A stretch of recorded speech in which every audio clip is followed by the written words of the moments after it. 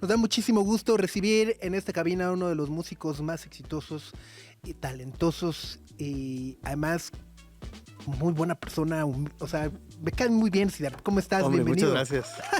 Muy ¿Cómo bien. andas? Muchas gracias. Todo a gusto. Estábamos platicando de nueva cuenta. Esta es la primera entrevista de esta nueva etapa, de este EP Miel de Azar.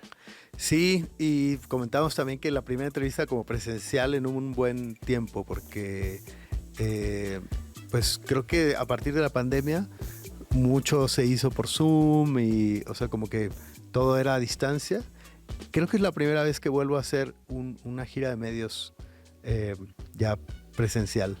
Pues Pero nos da hay que muchísimo disfrutarla. gusto tenerte por acá. Gracias. Y justo, creo que hay algo que admiro mucho de tu carrera y es la manera en la cual desde chico has sido muy perseverante con la música. Tengo entendido que iniciaste tocando el teclado, posteriormente la batería.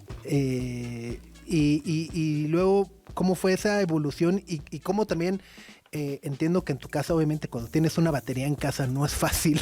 El ruido para papás, vecinos, etcétera, y la persistencia para seguir tocando la batería, aferrarte, etcétera. Esos años de formación, ¿cómo los recuerdas ahora? Fíjate que yo lo viví siempre como desde un lugar muy como un juego, ¿no? O sea, como que la música empezó en mi persona como un pasatiempo.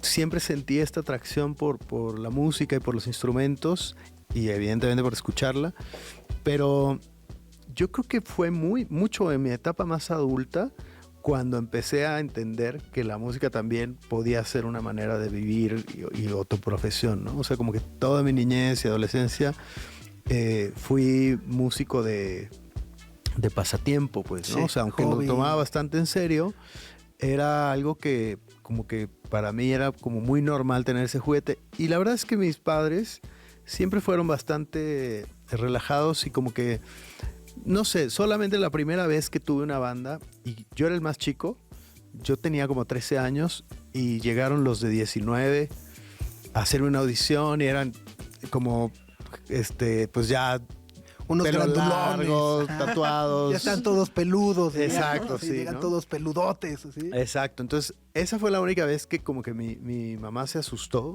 y me dijo, oye, ¿qué pedo, no? ¿Quiénes son ellos? ¿Por qué vienen? No sé. Pero yo ese día, o sea, como que fue la primera vez que toqué las mieles de tocar con otras personas y me enamoré de la situación y acabando esto le dije, ¿sabes qué? Es que así es como que uno de los días que mejor me le he pasado en la vida. Y entonces me dijo, ok, pero bueno, van a ensayar aquí, ¿no? Entonces, pues la verdad es que fue bastante tolerante y en general mi familia, ensayé mucho tiempo ahí y era en mi habitación y llegaba un montón de gente y en ese entonces fumábamos todo el día dentro aparte del cuarto y según nosotros que no nos vieran. Obviamente, Nadie se da cuenta, abre la ventana. Sí.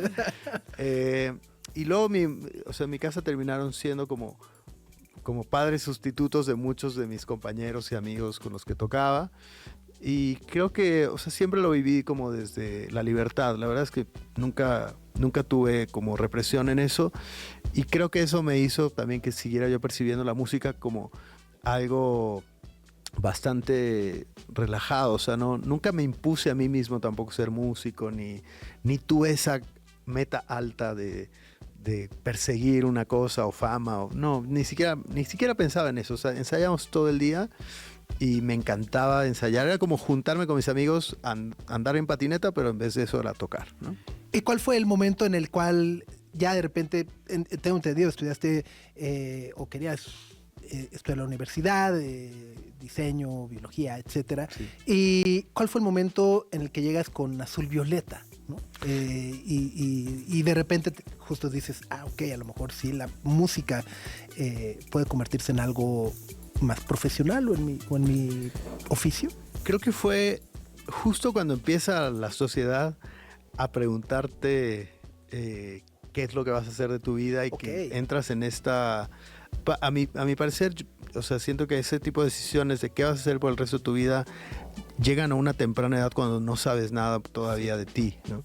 Entonces, como que en mi búsqueda por saber qué seguía, empecé a hacer estas pruebas me metí a estudiar biología y luego diseño, y al no sentirme como que estaba en mi zona, en mi área,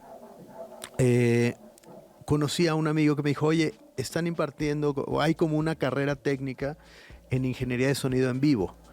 Entonces entro y mi compañero de al lado era un señor ya un poco más grande, y él era como el manager de Azul Violeta. Entonces yo le platiqué que yo era baterista, que no sé qué, y me dijo, estoy buscando a alguien que sea como técnico de batería de Azul Violeta, y ahí entré. Y era la época Era la buena choncha época de Azul Violeta, sí. ¿no? Sí. Y luego llegas a Zoe, lo que para muchos músicos hoy en día podría ser como una finalidad, es decir, eres parte de un grupo que va en ascenso, etcétera, etcétera. ¿Cómo fue un poco también para ti el momento, la decisión de soltar Zoe y decir, quiero seguir experimentando, explorando lo que tengo que decir? La verdad es que, o sea, es una historia un poco larga. Voy a intentar como resumirla. Yo, antes de conocer a Zoe o de tener este acercamiento con ellos, yo tenía otros proyectos y tocaba con otras personas, tenía una banda, y como que no había encontrado nunca el rumbo, como que no estaba en el proyecto indicado para mí. Y en ese brinco también de proyectos, tomé la decisión de, no sé por qué, la verdad, porque en ese entonces yo estaba sumamente metido en la batería, tomé la decisión de hacerme solista, ¿no? Entonces abandoné a mis proyectos. Mi abuela acababa de fallecer y me había heredado un poquito de dinero, con lo que compré como una guitarra, un bajo, un micrófono, un teclado y una computadora. Me alcanzó exactamente para esas 5 cosas. Y entonces me decidí a hacer mi proyecto en solitario, y por casualidad, por azares del destino, un amigo me dijo que Zoe estaba buscando baterista. Y bueno, es una historia bastante larga, pero el punto es que terminé ahí, ¿no? Más por casualidad y por necedad mía, un poco porque al final no era cierto que estaban buscándome. O sea, como que era una historia ahí medio inventada también por mi amigo. Cuando llegué con los chicos, porque se suponía que estaban esperándome conocer y tal, ni siquiera tenían el tiempo. Bueno, el punto es que terminé tocando con ellos, pero yo terminé tocando con ellos y un mes antes había arrancado formalmente, o por lo menos de mi decisión, de hacer este proyecto en solitario. Entonces, mientras yo toqué con ellos, que además yo vivo en Guadalajara y ahora me vine a vivir a Ciudad de México en ese momento, entonces como que tenía muchísimo tiempo libre solo, y entonces todo el día estaba trabajando en mi proyecto. Y al final, por una u otra razón, que sería tema de otra conversación, entre mi decisión y la de ellos, terminé como diciendo, bueno, es que yo iba por esto, ¿no? Fue una gran oportunidad tocar con ellos, o sea, grabar un álbum. Realmente estuve poco tiempo. Sí. Y más bien como que le quité pausa a ese proyecto que recién había empezado, ¿no? Y justo lo pregunto mucho porque todo el mundo podrá pensar en ese es ¿no? O sea, estás en una banda, ¿no? Y ese es como, ya que más Fui quieres, bastante ¿no? criticado por esa decisión, ¿no? O sea, como ¿no? que todo el mundo y luego, pendejo. bueno, un poco creo que el tiempo vas permitiendo también desarrollar y cumplirte. Why You, que es el debut, acaba siendo también un disco muy aclamado en su momento, ¿no? Y posteriormente empiezas a ir construyendo realmente tu propio proyecto hasta tocar en el Foro Sol hace unos meses, y ahora fuera de leer estamos platicando de las visitas a España y demás. Entonces, esa parte me parece muy importante, por eso quería preguntarla, porque de repente podemos pensar que donde estamos es a lo que debemos aspirar, y muchas veces hay que arriesgar o hay que escuchar un poco como tu instinto para poder seguir avanzando, aunque parezca ese brinco al vacío. Sí, yo creo que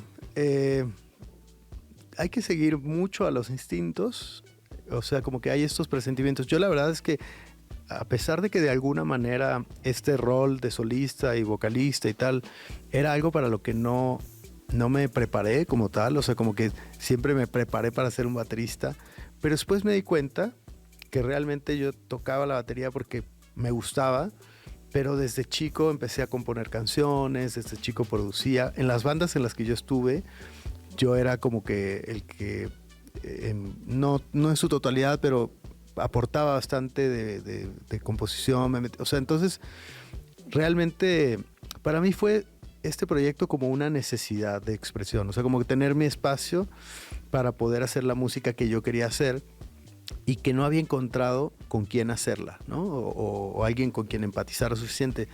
Y creo que a pesar de que en su momento, pues, hubo gente que juzgó mi decisión, yo me sentía contento, o sea, yo me sentía contento y hacer música finalmente siempre fue mi propósito, ¿no?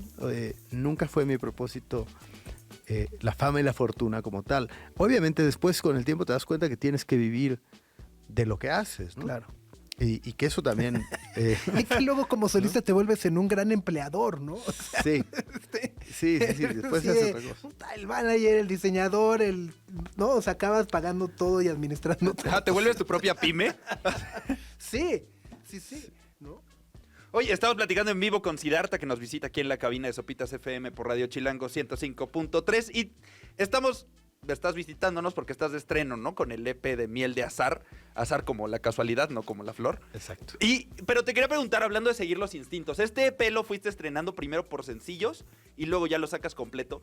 Pero los sencillos son colaboraciones, ¿no? Una de ellas es con Emmanuel Jorvilleur, otra con el Zar de Argentina y la otra con Leiva, ¿no? De Pereza en España. Sí. ¿Y por qué seguir esta idea de estrenar primero las colaboraciones y luego sacar tus propias canciones o las que son un poco más tuyas? ¿O cómo fue la idea de irlo estrenando así? La verdad es que todo lo que sucedió a lo largo del EP obedece perfectamente al título del Azar.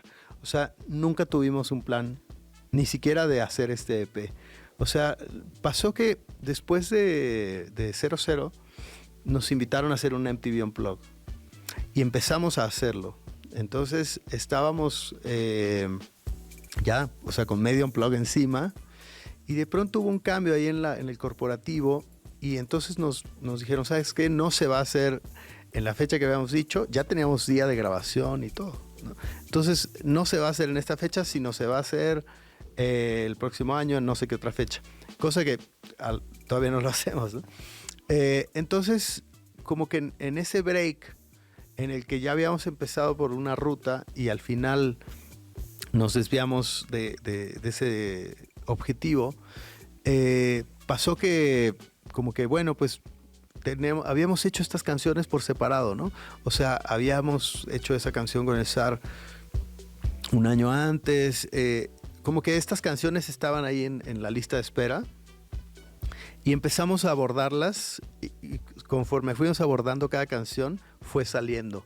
No fue un plan de decir, bueno, estas tres pues son las colaboraciones y después las otras que estamos es más en solitario, sino la verdad es que fue el mismo camino llevándonos mira, ya tenemos esta con Emmanuel, bueno, pues presentémosla. Y el EP se fue formando a través de ir como juntando estas canciones en lo que el MTV Unplugged se daba, cosa que creo que no sé si lo vamos a hacer, ¿no? Pero supongo que no. Se va a ocurrir. Creo que tuvo un momento, o sea, como que estaba todo muy fresco. Ahora, más bien como que ya nosotros perdimos un poco como el ritmo de eso y estoy como en otro momento. O sea, como que ese era el momento para hacerlo, por lo menos ahí. Ahora empezamos a hacer, el sábado nos metimos al estudio a hacer un nuevo álbum que comenzamos ahora en España. Entonces sí lo queremos hacer, pero yo creo que en otro momento, sí, en otra etapa, ¿no? Sí. Justo cada uno de tus discos tiene como una etapa diferente de tu vida y en este proceso justo, ¿no? Estás de nueva cuenta, acabas de llenar un Foro Sol, estás yendo a a España, aparece este EP en el camino, el cual ahora nos contabas un poco la historia, y regresas al estudio. Cuéntanos este sentimiento también otra vez de volver a empezar, y cuál es también el reto creativo, o si llegas un poco con cierta presión al estudio, o cómo regresas al estudio también un poco liberado y decir de ok, vamos a empezar de cero, ¿no? Sí, pues mira, el álbum, el último álbum así como LP que hice pues fue 00, que si bien salió en el 2022, yo lo estuve trabajando en el 20 y 21, que fue la pandemia. Entonces digamos que ese fue la última vez que hice un álbum, fue ahí, ¿no? Miel de Azahar es un EP justamente porque nunca fue concebido como un álbum y porque fueron canciones que se fueron dando a lo largo de estos 2 años de manera aislada y sin un objetivo específico, ¿no? O sea, una vez, o sea, para poner un ejemplo, fuimos a tocar a Buenos Aires y ahí es que me reúno con Emanuel y en un ratito que tuvimos libres hicimos Acapulco, ¿no? Ah, pues la grabamos, pero no era como parte de un proyecto. Un poco lo mismo pasó con El Zar y un poco lo mismo pasó con Leiva y los otros 3 temas que salieron más en lo individual también eran canciones que yo tenía como de otros momentos que no habíamos terminado de grabar, ¿no? Pero realmente hacer un álbum pues va a pasar del 2020 al 2024, ¿no? En lo que digamos que sí hay una etapa para mí de mucha como necesidad de hacer un álbum y empezamos a grabar, tuvimos una visita en España en enero y febrero y ahí empezó las primeras canciones de este álbum que además para mí representa, nunca me gusta como ponerme en competencia conmigo mismo, y también como pensar en que hay algo que hacer, que superar después de lo anterior, ¿no? O sea, para mí, o sea, hacer música siempre he representado eso, no con un álbum. O sea, yo siempre espero que mi próxima canción me refleje el aprendizaje de todo lo anterior, ¿no? Y que sea, no sé si llamarla mejor, pero diferente a la anterior, ¿no?